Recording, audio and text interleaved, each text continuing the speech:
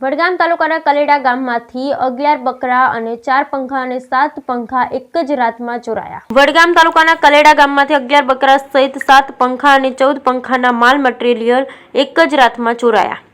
જો વધુમાં વાત કરવામાં આવે તો 31 ડિસેમ્બર 2023ની મોડી રાત્રે વડગામ તાલુકાના અંતરિયાળ વિસ્તારમાં આવેલ કાલેડા ગામની નજીક લકી ગોટ ફાર્મમાંથી 11 બકરા અને બાજુમાં આવેલ મરઘા ફાર્મમાંથી પણ 7 પંખા સહિત 14 પંખાનો માલ મટીરીયલ ચોરાયો।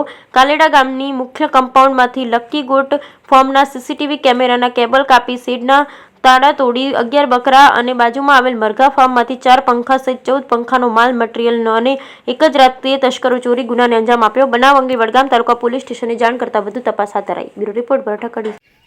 મારું નામ ફૈજુર રહેમાન મુખી, ગામ કાલેડા, તાલુકો વડગામ, જિલ્લા બનાસકાંઠા।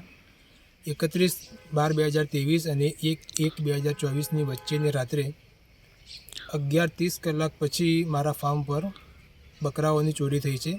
મારી પાસે કુલ 54 સોજત નસલના બકરા હતા। એમાંથી 11 બકરા આ ચોર લોકો ચોરી ગયા છે અને મારા ફાર્મની નજીક જ એક મરઘા ફાર્મ છે, જેમાંથી એ લોકોએ 14 પંખા ચોર્યા છે।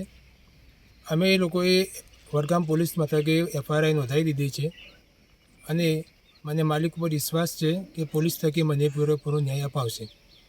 અમારા આ વિસ્તારની અંદર ચોરીઓનો બનાવ બનતો ન હતો, પરંતુ થોડાક દિવસોથી હવે આજુબાજુના વિસ્તારોમાં પણ ચોરીઓના બનાવ બનવા મળે છે।